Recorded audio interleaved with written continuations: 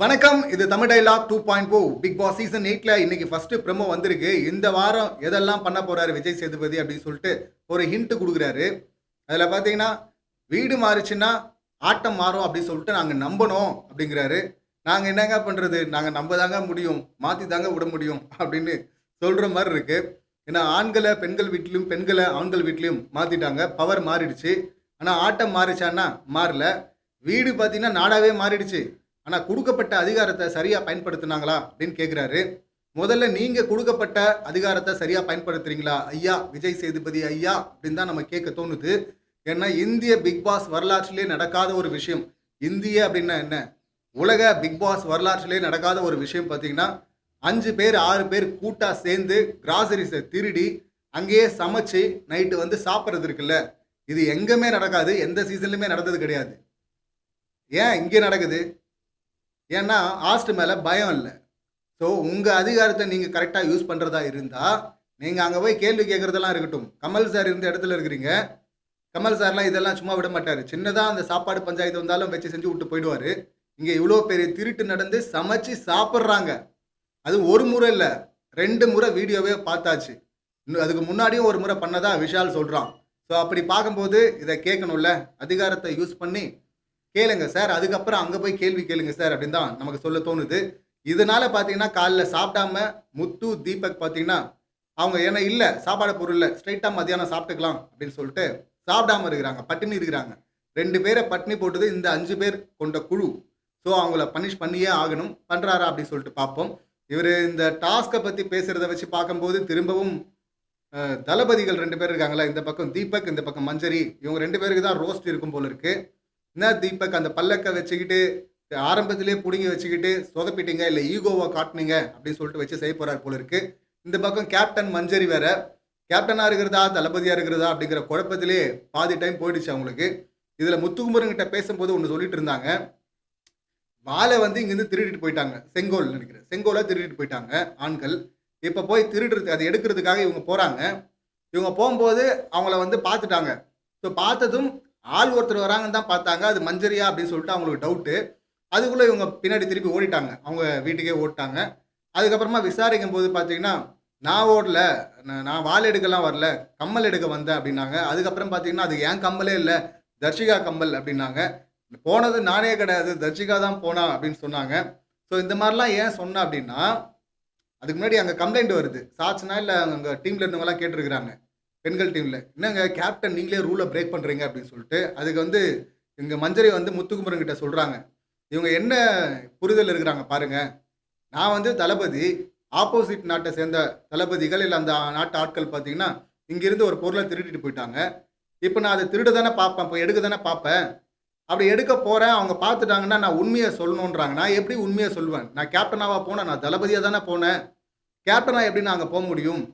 So தளபதி எப்படி உண்மைய சொல்லணும் அப்படின்னு சொல்லிட்டு இவங்க எதிர்பார்க்குறாங்க அப்படின்னு சொல்லிட்டு புரியலன்ட்டு இருந்தாங்க. ஸோ இந்த குழப்பமும் இருக்கு. அதேபோல எல்லாருக்குமே அந்த கன்ஃப்யூஷன் இருக்கு. ஸோ அதனால இவங்க 2 பேருக்கு செமையா அடி இருக்கு அப்படின்னு நினைக்கிறேன்.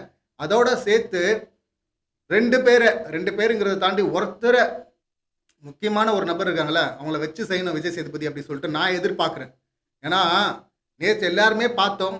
பிக் பாஸ் வந்து டாஸ்க் குடுத்தாரு ரோஸ்ட் பண்றதுக்கு. ஹவுஸ்மேட்ஸ் எல்லாருக்கும் குடுத்தாரு. வொர்ஸ்ட்டா வந்த சௌந்தர்யா அண்ட் சிவாவ ரோஸ்ட் பண்ண சொல்லி. இதுல சில பேர்லாம் வந்து என்னங்க அட்வைஸ்லாம் பண்ணிட்டு இருக்கீங்க. ரோஸ்ட் பண்ணுங்க அப்படின்னு பிக் பாஸ் குத்தியும் விட்டாரு. அப்பவும் அவங்க தெளிவா இருந்தாங்க. இது எப்படி வெளிய போகும் அப்படின்னு சொல்லிட்டு. இப்ப சௌந்தர்யா வந்து அங்க பேச முடியல. ஏன்னா பிக் பாஸ் பேசக்கூடாதுன்னு சொல்ட்டாரு.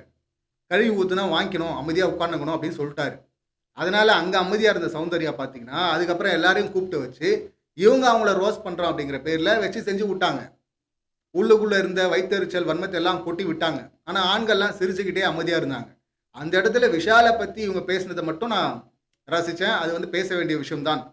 இங்க எதுவா இருந்தாலும் மூஞ்சிக்கு நேரா பேசுறா. பின்னாடி போய் ஏன்டா கவுண்டர் போடுறேன்னாங்கல்ல. ஏன்னா அதுல அவங்க சம்மந்தப்பட்ட பஞ்சாயத்தும் இருக்கு அதுல. ஸோ அதனால வந்து அப்படி கேட்டது ஓகே. மற்றபடி எல்லாருமே முத்துக்குமரன், தீபக் அப்படின்னு சொல்லிட்டு எல்லாருமே ஆர்ஜே ஆனந்தி உட்பட எல்லாருமே இவங்க கழுவி ஊத்துனாங்கல்ல. எது கழுவி ஊத்துனாங்க? முத்துக்குமரன் அதுக்கப்புறம் வந்து டாஸ்க்ல சொல்றாரு. முத்துக்குமரன் பாருங்க ரோஸ்ட்டே பண்ணல. அவருக்கு பண்ணவே தெரியல அப்படின்லாம் சொல்லிட்டு இருந்தாங்க. ரோஸ்ட் பண்ணணும்னு நெனச்சா வேற மாரி செஞ்சு விட்டுருப்பாப்படி. முத்து ரொம்ப தெளிவா அங்க சொன்னாரு.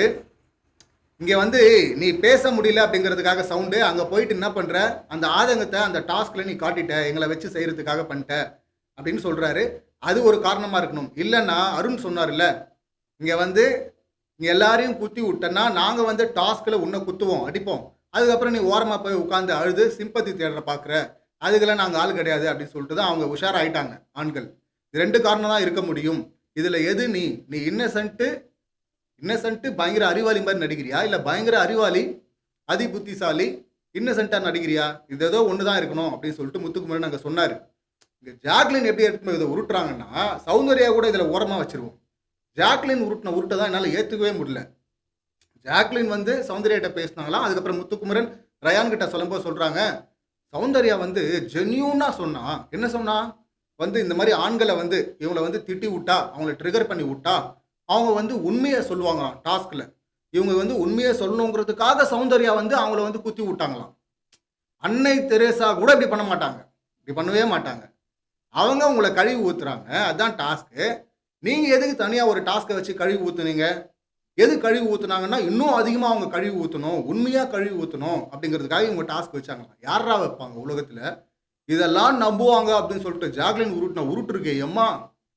சௌந்தர்யாவுக்கு முட்டு இல்ல நீ. நீ வேற மாரி குடுத்துன்னுக்குற நீ. இந்த வாயெல்லாம் வந்து சான்ஸே இல்லங்க. எப்படி இதெல்லாம் சொல்ல மனசு வருது பாருங்களேன். அவ்வளவு இன்னசென்ட் குழந்தை. இதுல வேற அவங்க ஒண்ணுமே தெரியாது சௌந்தர்யாக்கு. அவன் வந்து சேர்ல உட்கார சொன்னது சாச்சனா. கால் மேல கால் போட சொன்னது சாச்சனா. ஏன்? அவங்க சொன்னா இவங்க செய்யணுமா? இவங்க என்ன பணிப்பெண்ணா? அந்த டாஸ்க்ல தானே பணிப்பெண்ணா இருந்தாங்க சவுண்டு. ராணியா இருந்தாங்க சாச்சனா. இப்ப அவங்க சொன்னதே கேட்கறதுக்கு இவங்க யாரு? கண்டஸ்டன்ட்டா? இல்ல எடுபிடியா? இல்ல அடியாளா? யாரு சௌந்தர்யாங்க? மொத்த பழிய எடுத்துட்டு போய் சாச்சனா சொன்னாலும், இவங்க ஏங்க செஞ்சாங்க? சாச்சனா சொன்னதெல்லாம் இவங்க செய்வாங்களா? அப்படி மொத்தமா எடுத்துட்டு சவுண்டுக்கு ஒண்ணுமே சரி தெரியாத சவுண்டு தான் எல்லாரையும் நிக்க வச்சு அப்படி கழுவி ஊத்துனாங்களா? வயித்தெரிச்சல கொட்டுனாங்களா? எதுக்கு கொட்டுனாங்கன்னா, அங்க வந்து உண்மையா நீ நார்மலா போய் உண்மையா என்ன கழுவி ஊத்துனாவே கழுவி ஊத்த போறாங்க. நான் என்ன தப்பு பண்றேன் சொல்லுங்கன்னாவே சொல்லப் போறாங்க. ஏற்கனவே முத்துக்குமரன் கேப்டன்சில இருக்கும்போது, அவரு தானே வச்சாரு டாஸ்க்ன்னு ஒண்ணு வச்சு, என்கிட்ட இருக்கிற குறையெல்லாம் சொல்லுங்கன்னும் போது வண்டி வண்டியா எடுத்துட்டு போய் கொட்டுனாங்கல்ல. அதே போல சௌந்தர்யா தனித்தனியா போய் கேட்டா சொல்லப் போறாங்க. அதுக்கு எல்லாரும் கூப்பிட்டு வச்சு கால் மேல கால போட்டுக்கிட்டு சேர்ல உட்கார்ந்து அந்த தோரணையில இன்னும் பேஸ் வாய்ஸ இன்னும் ஸ்ட்ராங் ஆக்கி நக்கலாக்கி சொர்ணாக்கா மாதிரி அவங்க ரியாக்ட் பண்ணுவாங்களாம். நோண்டி விடுவாங்களாம். அதுக்கப்புறம் ஏன் நோண்டி விட்டாங்கன்னா, அவங்க வந்து உண்மையா சொல்லணும். என்ன கழுவி ஊத்தணும் அப்படிங்கிறதுக்காக பண்ணேன். சரி அப்படி நீங்க உண்மையாவே அங்க டாஸ்க்க இன்ட்ரெஸ்ட் ஆக்கணும் அப்படிங்கிறதுக்காக பண்ணியிருந்தீங்கன்னா, அப்புறம் எதுக்கு போய் அழுதீங்க? உங்க நோக்கம் வந்து சிம்பிள் பாய்ஸ் டீம் சொன்னாங்கல்ல. முத்துக்குமரன் சொன்னார்ல. ஒண்ணு வந்து நீங்க இன்னசென்ட்டா இருக்கணும். இல்ல ஆதங்கத்த வெளிப்படுத்தியிருக்கீங்க. இல்லன்னா, எங்கள வந்து கழுவி ஊத்தி, நாங்க வந்து கழுவி ஊத்தி, அதுக்கப்புறம் போயிட்டு ஓரமா உட்கார்ந்து அழுது, அத சிம்பத்தியா மாத்துறது. இவங்க வந்து போய் அழுதுட்டாங்களா இல்லையா? கடைசில அவங்க ஸ்ட்ராங்கா இருந்தாங்களா? ஸ்ட்ராங்கா இருந்தா நான் ஒத்துப்பேன். அது இன்ட்ரெஸ்ட் ஆக்க பண்ணாங்கன்னு. ஸ்ட்ராங்காலாம் இல்ல. சாட்சினா என்ன இப்படி சொல்ட்டா? நீ எல்லாரையும் இருக்கிற எல்லாரையும் லைன்ல நிக்க வச்சு எல்லாரையும் கழுவி ஊத்துவ. அந்த பொண்ணு கழுவி ஊத்திருச்சுன்னா உடனே நீ அழுதுருவியா? அப்ப எல்லா ஆண்கள்லாம் போய் எந்த இடத்துல போய் உட்கார்ந்து, எந்த மூலைலலாம் போய் உட்கார்ந்து அழுவுறது? எவ்வளோ அழுவுறது அவங்க? ஆனா சிரிச்சுட்டே இருந்தாங்கல்ல. ஸோ இவங்க ஸ்கிரிப்ட் படி பார்த்தீங்கன்னா, செமையா இவங்கள வந்து ட்ரிகர் பண்ணி விட்டு, அவங்க அங்க ட்ரிகர் பண்ணாங்கன்னா, முடிஞ்ச உடனே போய் அழுவலாம் அப்படின்னு சொல்லிட்டு முன்னாடியே முடிவு பண்ணிட்டாங்க. அதுக்கு இவங்க ஆண்கள் யாரும் சிக்கல. எல்லாம் உஷாராயிட்டானுங்க. இங்க வந்து நம்ம டாஸ்க்ல ரோஸ்ட்லாம் பண்ண வேணாம். இது வந்து அதுக்கு அட்வான்டேஜா போயிடும்னு சொல்லிட்டு எல்லாம் பம்மிட்டு இருந்தாங்க. பிக் பாஸ் திட்டினாலும் கழுவி ஊத்துனாலும் பரவாயில்லன்னு அமைதியா இருந்தாங்க. சாச்சனா கொஞ்சம் துள்ளி குதிச்சு பேசிட்டாங்க. உடனே வந்து அழுதுட்டாங்க. சாச்சனாக்கே இந்த அழுகுறாங்களே.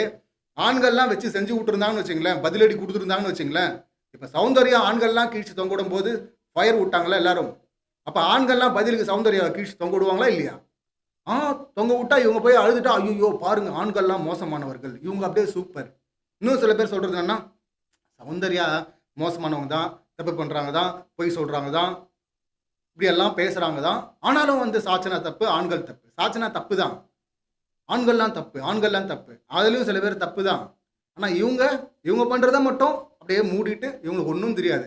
அந்த ஒண்ணும் தெரியாத பாப்பா மாரி தான் ஜாக்லின். அவங்க வேணா ட்ரீட் பண்ணிக்கிட்டும் தனியா. மத்தவங்கலாம் இப்படி பாருங்க ஜென்யூனா சொன்னா யாராவது சொல்லுவாங்களா? குழந்தை கூட நம்பாதுங்க இது.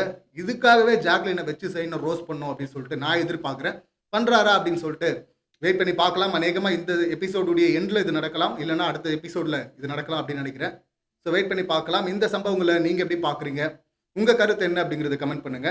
மீண்டும் அடுத்த வீடியோவில் சந்திக்கலாம். நன்றி, வணக்கம்.